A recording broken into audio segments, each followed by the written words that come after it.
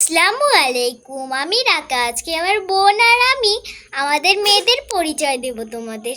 ঠিক আছে, চলো। এই যে আমাদের মেয়ের পরিবেশ, তোমাদের কেমন লাগে? ঠিক আছে, আমি এখানে লুকাবো।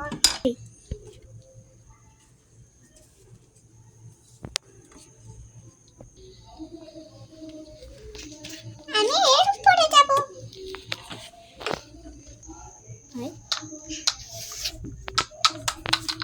আমি এখানে যাব। খুব ছোট, আমি এখানে উঠে পড়ে লাগছে।